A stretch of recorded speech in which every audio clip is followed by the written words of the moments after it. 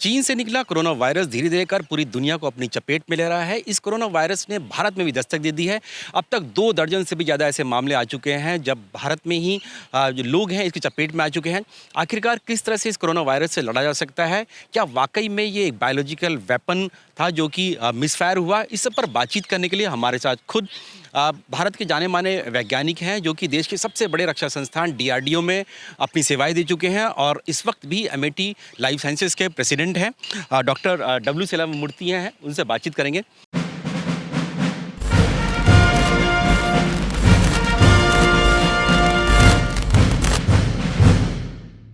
Doctor सिल्वामूर्ति, सबसे पहले तो क्या इस कोरोना वायरस से जो लगातार फैल रहा है, भारत में भी इसने दस्तक दे दी है, क्या इससे लड़ा जा सकता है? क्या कोई ऐसी तकनीक है, बनी है अब तक कि इससे हम लोग फाइट कर सकते हैं, बच सकते हैं?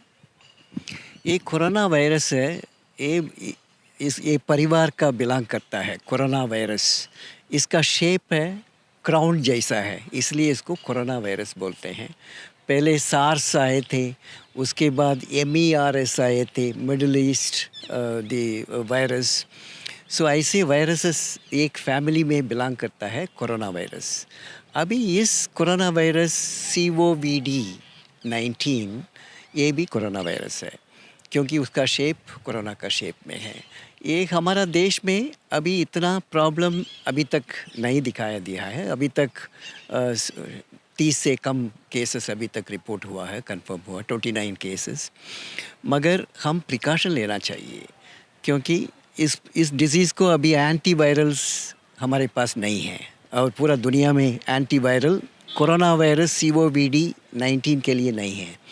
फिर दूसरा है, इसको स्प्रेडिंग बाय बॉडी फ्लूइड्स। जब वो स्नीज़ करते हैं या काफ करते हैं या स्पिट करते हैं, उसमें वो बॉडी फ्लूइड में वायरस आ जाता है और उसका contact depending on the environment, कोई सरफेस में, कौन सा सरफेस में वो लगा हुआ है, उसमें रहेगा एटलीस्ट फॉर समटाइम्स 2 days। सो इसीलिए कोई भी कांटेक्ट में आएगा उस body fluid with corona virus, उसको इन्फेक्ट कर लेते हैं।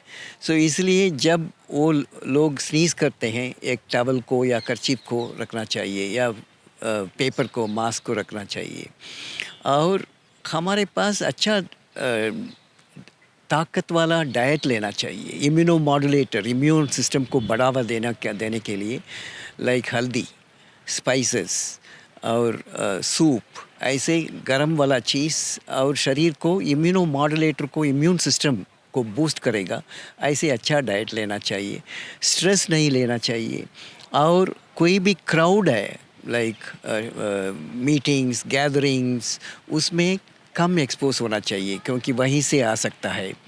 सो ये prevention is the only technology available today. हम इसको, डिज़ीज़ को प्रिवेंट करना है, क्योंकि अभी वैक्सीन तैयार हो रहा है और वैक्सीन आने के लिए टाइम लगेगा। Similarly antiviral specific to corona virus COVID-19 वो भी अभी तैयार कर रहे हैं, लोग प्रिपेयर कर रहे हैं, मगर अभी तक वो टेक्नोलॉजी नहीं है। इसलिए only prevention is the cure. And अभी हमारा टेम्परेचर बढ़ेगा समर में, अभी समर आने वाला है, टेम्परेचर 26-27 डिग्री से ऊपर जाएगा एवरेज टेम्परेचर। एंड देन ये वायरस, उसका सर्वाइवल बहुत कम है। हायर टेम्परेचर में ये सर्वाइवल नहीं हो सकता है। यानी कि 27 डिग्री टेम्परेचर से ऊपर ये अपने आप खुद ब खुद खत्म हो जाता है? या इसका लाइफ ख़त्म हो जाता है। इसलिए हम अभी समर आ जाएगा, फिर ये रेट ऑफ इंसिडेंस भी कम हो जाएगा, स्प्रेड कम हो जाएगा। इसलिए हम इस स्टेज में प्रिवेंशन को, स्प्रेड को, क्योंकि ये हाईली कंटेजियस है, ये पर्टिकुलर कोरोना वायरस है, हाईली कंटेजियस मतलब स्प्रेड, ईजिली स्प्रेड कर सकते हैं। मगर विरुलेंस मतलब कितना सर्वाइवल रेट है, मोर्टालिटी ये कम है, क्यों 2 to 3% is the mortality rate, death rate. So इसलिए डरने के लिए कोई बात नहीं है, मगर कूल माइंड, पैनिक नहीं होना चाहिए, मगर हम प्रिवेंशन लेना चाहिए। डॉक्टर सिल्वामूर्ति, क्योंकि खुद आप डीआरडीओ के साइंटिस्ट रह चुके हैं, आपने खुद आर्म्ड फोर्सेस के लिए जो न्यूक्लियर, बायोलॉजिकल, केमिकल वेपन्स हैं, उनसे कैसे लड़ सकते हैं, हमारी सेनाएं लड़ सकती हैं, उस पर आपने काम किया और मदद भी की आपने। क्या वाकई में, क्योंकि इस तरह की जो कंफर्म रिपोर्ट नहीं है लेकिन ऐसी लगातार रिपोर्ट्स आ रही हैं कि ये जो कोरोना वायरस है ये हो सकता है कोई बायोलॉजिकल वेपन हो सकता है जो लैब में मिसहैप या कोई मिसफायर हो गया हो, क्या ऐसी संभावना भी हो सकती है इसकी? जी, ये वायरस है, ज़ूनोटिक वायरस बोलते हैं। ज़ूनोटिक मतलब एनिमल से ह्यूमन को इन्फेक्ट करता है। कोई भी एनिमल मीट लेते हैं, फ़िश लेते हैं, स्नेक लेते हैं, डॉग का मीट लेते हैं, ऐसे एनिमल्स में ये कोरोना वायरस है। वो जब लोग ज़्यादा लेते हैं या प्रॉपर नहीं हैंडल करते हैं, एनिमल टू ह्यूमन इन्फेक्शन, इसको ज़ूनोटिक डिजीज़ बोलते हैं। ये भी ज़ूनोटिक वायरस है। सो ये वायरस शायद एनिमल से ह्यूमन को इन्फेक्ट किया है, एक पॉसिबिलिटी है। दूसरा है ये म्यूटेशन भी हो सकता है, क्योंकि सेल्फ म्यूटेशन, स्पॉन्टेनियस म्यूटेशन बोलते हैं, वो भी हो सकता है। तीसरा है कोई भी एक्सपेरिमेंट कोरोना वायरस के ऊपर कर रहे हैं, कोई भी एक पर्पस के लिए, डेवलपमेंट ऑफ वैक्सीन हो या बायोवारफेयर एजेंट हो, वो BSL 4 फैसिलिटी में करते हैं, बायो सेफ्टी लेवल 4। एक highly protected layers of protection है, सो दैट कोई भी ऑर्गेनिज्म लेबोरेटरी से बाहर नहीं आ सकते हैं। इसको बायो सेफ्टी लेवल 4 लैब में ऐसे एक्सपेरिमेंट्स करते हैं। सो इस एक्सपेरिमेंट करने में कोई भी इन्वेस्टिगेटर इन्फेक्ट हो गया, वो बाहर आके दूसरों को स्प्रेड कर सकते हैं, एक पासिबिलिटी है।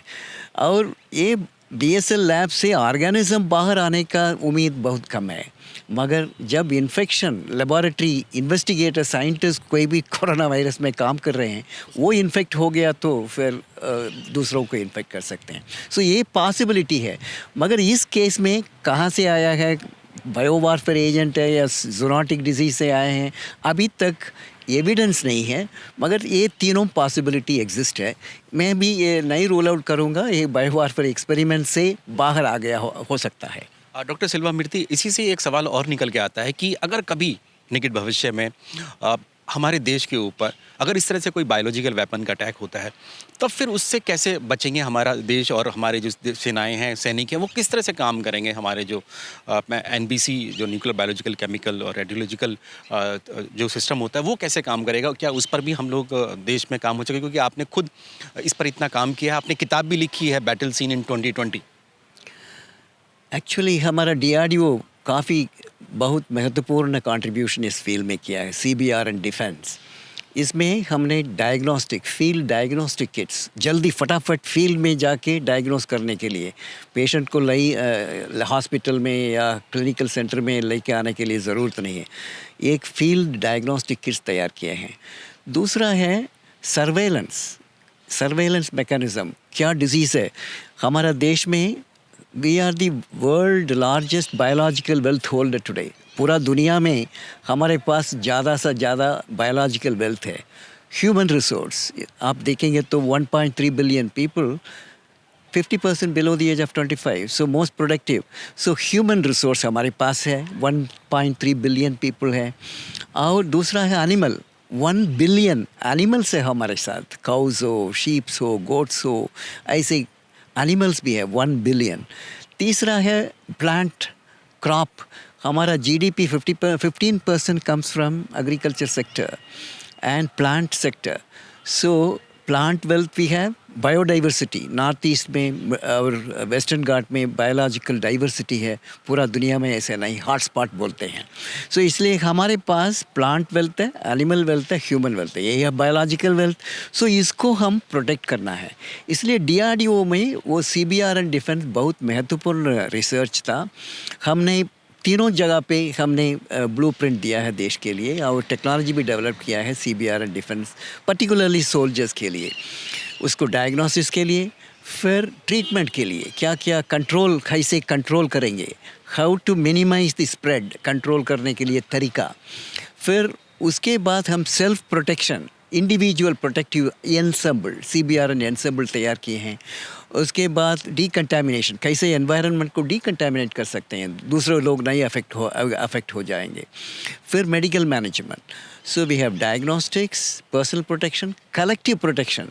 ज़्यादा से ज़्यादा लोग 50 सोल्जर्स अंडरग्राउंड दी शेल्टर में होके, NBC शेल्टर के अंदर जाके वो रख सकते हैं 4-5 दिन के लिए, जब एनवायरनमेंट क्लीन हो जाएगा। कलेक्टिव प्रोटेक्शन, डीकंटामिनेशन क्लीन करने के लिए, मेडिकल मैनेजमेंट, ये पूरा टेक्नोलॉजीज़ हमने सर्विसेज को दिया है। अभी सर्विसेज के पास technologies at least we might have delivered a very large number in crores.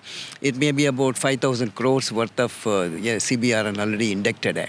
और हमारा देश के लिए अभी ये वेकअप कॉल है, बायो वारफेयर प्रोटेक्शन के लिए, डिफेंस, बायो थ्रेट मिटिगेशन, उसके लिए हम पूरा प्लान बनाना है। हमने DRDO ऑलरेडी एक प्लान बना के काम शुरू कर दिया इस दिशा में। उसमें हम सर्वेलेंस रखना चाहिए, क्योंकि natural outbreak normally chikungunya, dengue, influenza एक सीजनल वेरिएशन शो करता है, and sometimes there is a natural outbreak.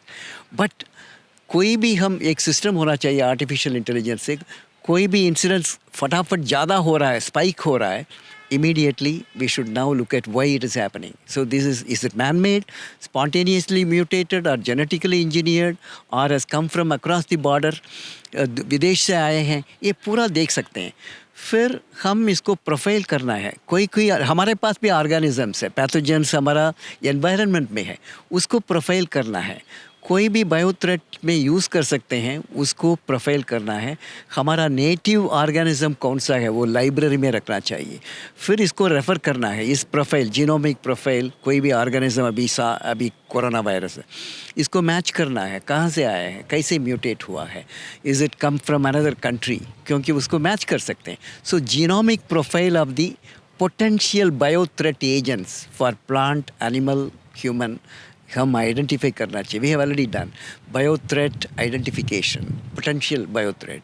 उसके बाद हम सर्वेलेंस सिस्टम रखना चाहिए। हम even we told biological radars, like radars will indicate the foreign aircrafts or body is coming into our territory. ये ऐसी तकनीक है जिससे पता लगा सकते Develop it's known as multiple array system.